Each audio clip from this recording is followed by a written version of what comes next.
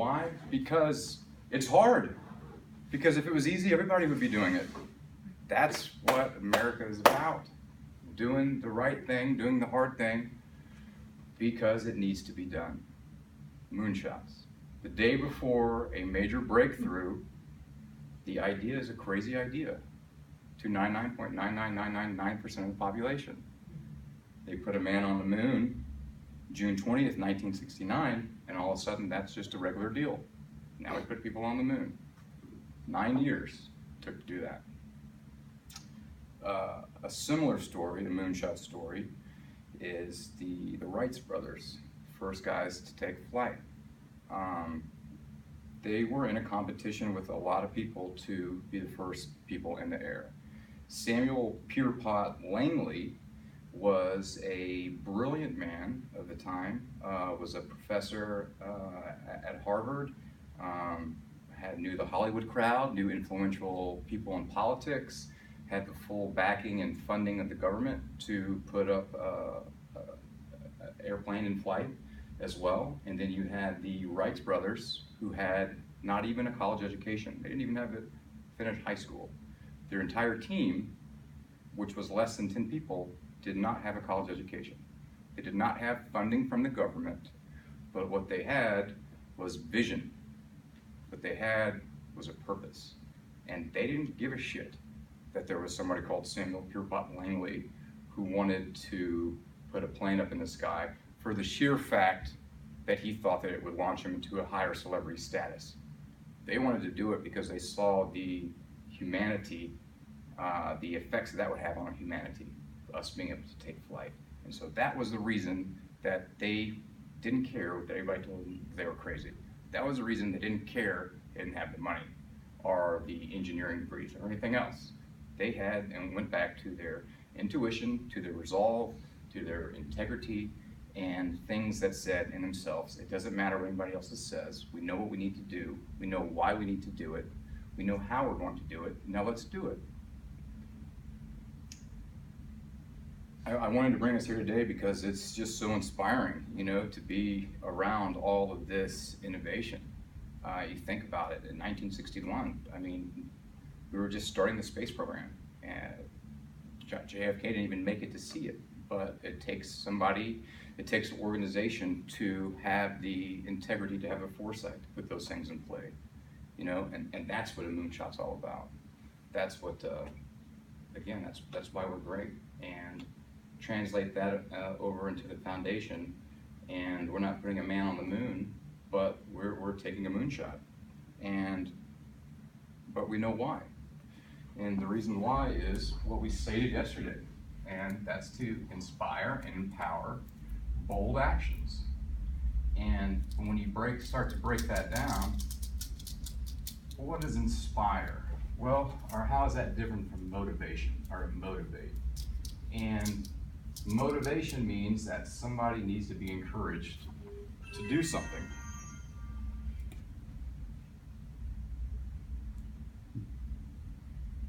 If you have a team that needs motivation, you have the wrong team. This team is already motivated. We are all motivated. Everybody here is for a reason. So it's up to us to look for challenges to inspire one another to elevate our game to a certain stature. That's what inspiration is. It's not needing encouragement to do your best. It's trying to understand the big picture and why it must be done. So that's why inspiration is a big part of our why.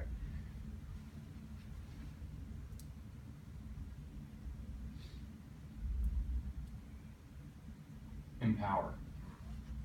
Give somebody the tools, give the team the tools they need to be successful. Whether that's our veteran community who's suffering, like Adam was speaking about. We're using our personal situation to highlight something that's much bigger, and we don't want that to ever be misconstrued like it's specific to us or we want to highlight us. We're taking this situation because it is not specific and it's not special to us. It's a big issue that is a wide-ranging deal. So that's the reason that it's important to tell these stories. That's why we want to tell your stories, you guys' stories here in the next 3 months. But empowering is giving people whatever it is, entity, organization, person, the tools they need to be successful.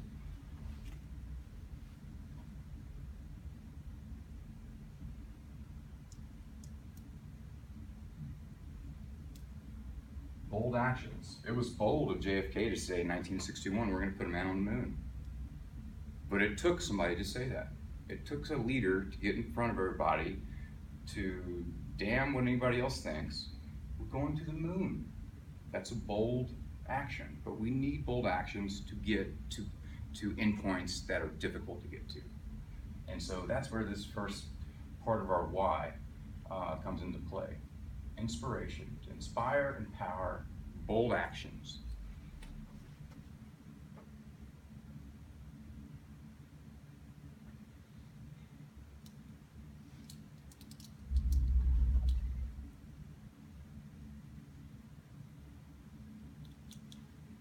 Challenge the status quo.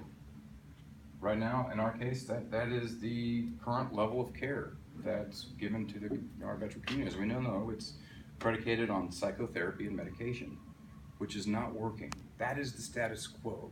The status quo is saying, hey, you have to wait 4 weeks for an appointment. You have to wait to get any type of an answer, and then to get there, to be mistreated, and to talk like you're making something up. That's the status quo right now.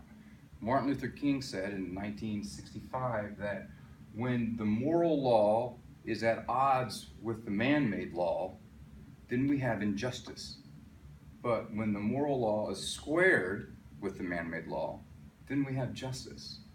So we're not crying or we're not complaining, but right now the moral law is not square with the man-made law.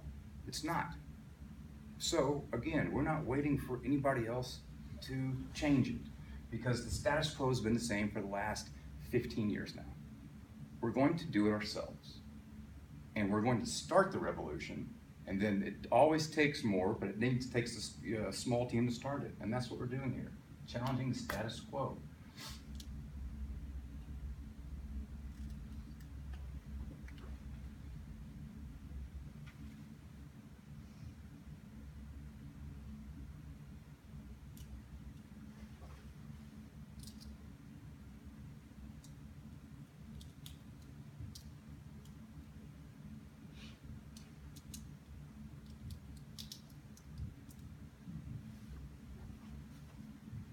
How do you challenge status quo after being this right here?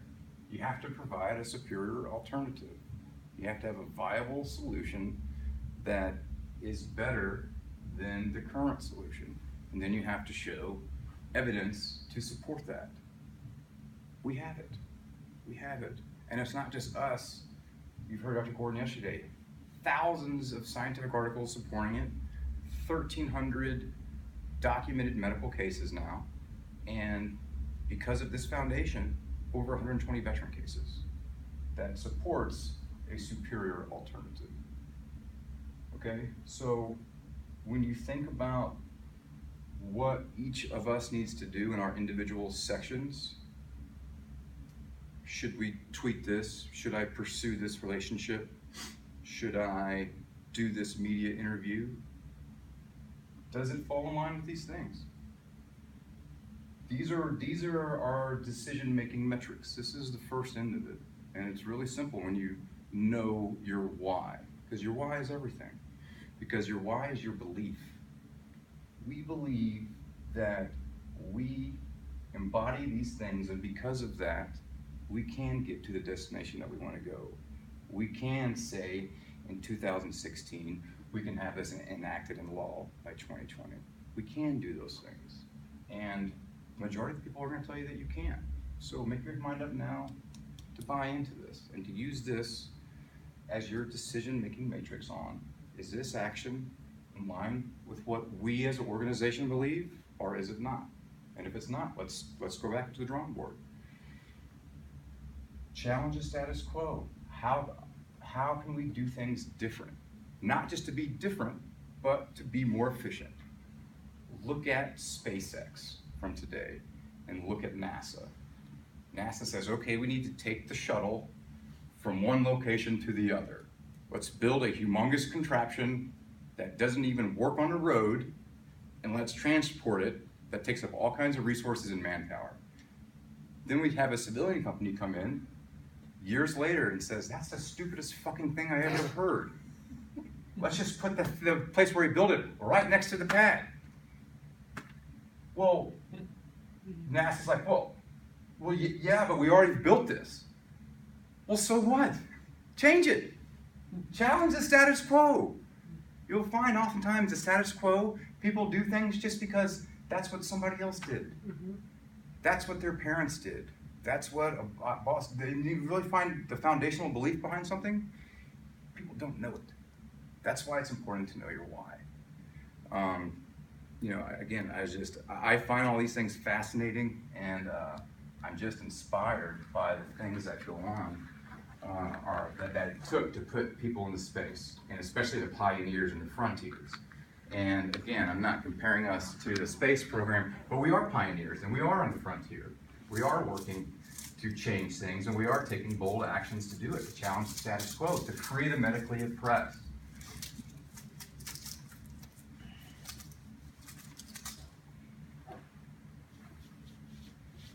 And end with just my philosophy, which is going to be the Foundation's philosophy on goal setting. And Moonshot, you can call it a stretch goal, whatever. We know where we want to be, and we've already put the 3-point system into play. One is find a alternative solution that pinpoints and treats the underlying condition for traumatic brain injury and post-traumatic stress. We have it. Number 2, we need to put the network in place of physicians to do it. We're working on it. And then number 3, have it implemented within the DoD and the VA, or until we have a new technology that's going to completely just change the system and make this stuff that we're doing now readily accessible and affordable to everybody. One of those 2 things will happen. And that's what we're going to. So that's our stretch goal, that's our moonshot. That's us thinking big. And then you have what's called SMART goals. And some of you may be familiar with this terminology. So with SMART, you want to make sure when you're going after a goal setting that it is specific,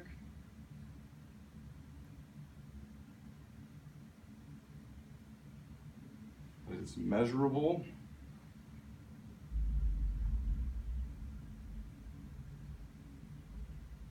achievable,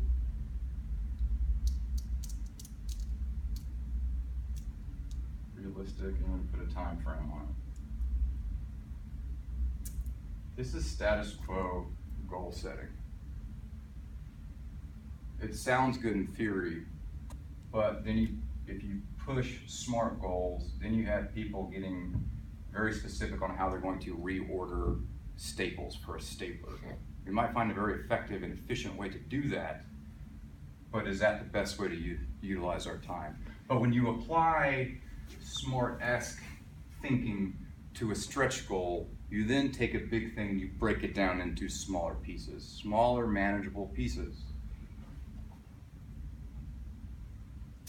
2020, 2016, 2017, 2018, 2019.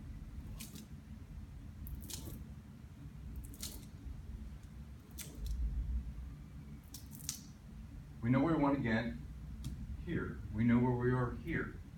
So now you start breaking up 2016.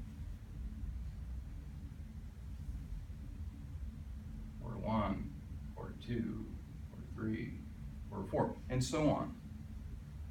So me and Adam aren't necessarily going to tell you what your section needs to do as far as setting up bold goals to reach our end state. That's going to we're relying on you for that. You're here for those reasons. But the way I do it is knowing the end, working ourselves back, and then breaking it up into smaller chunks. And making these bold goals. Still bold. Yes, it needs to be specific. Yes, it needs to be a measurable. But achievable and realistic by whose terms? Make it specific. Make it measurable. make it bold, put a timestamp on it. There is no penalty for something not working out in this organization. Try new things. Think from things at a different angle. You think it might work from one side, go to the other side of the street and look at it from the other side of the street and say, okay, this is interesting from just different perspectives. Try to think things through and think about things differently. That's how you arrive at these awesome innovations that we have. And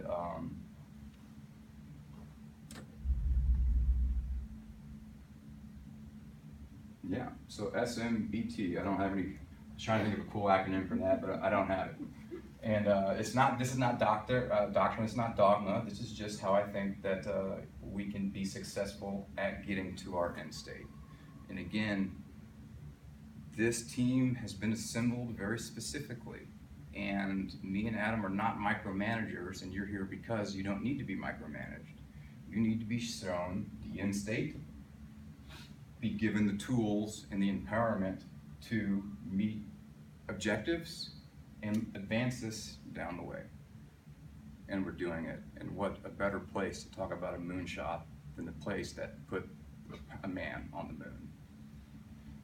That's all I got, man. I hope you guys had a good time. Yeah, absolutely.